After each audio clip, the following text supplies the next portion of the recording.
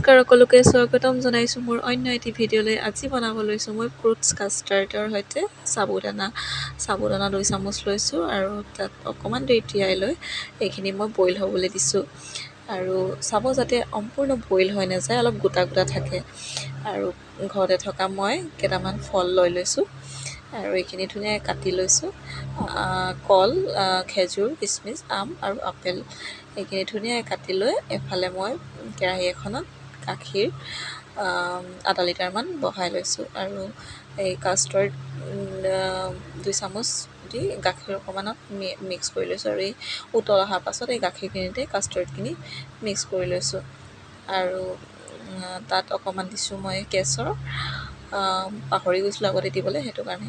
আৰু এইখিনি নমাই ঠাণ্ডা হ'বলৈ দি তাত মই দিছোঁ চাবুটখিনি আৰু দিছোঁ কাটি থোৱা আম, আপেল এই ফ্ৰুটছখিনি। আৰু মোৰ ওচৰত যিহেতু এইকেইটাই আছিলে সেইটো কাৰণে সেইকেইটাই দিছোঁ। আৰু ইয়াত ডালিম চালিম যদি থাকে ন, ভাল লাগে আৰু খাই ন, যিহেতু এতিয়া গৰম দিন আৰু হেল্ডিও হয় খাবলৈ। খাবচোন দেই আপোনালোক, যদি ট্ৰাই কৰা নাই ট্ৰাই কৰিবচোন, খুবেই ভাল লাগে মানে খাই। সৰু হওক ডাঙৰ হওক সকলোৱে ভাল পায় এইটো খাই। আৰু মোৰ ভিডিঅ'বোৰ চাই কেনে পায় কমেণ্ট এটা কৰি দিব, লাইক আৰু কমেণ্ট এটা কৰি দিব। আজিলৈ আহিছোঁ, বাই।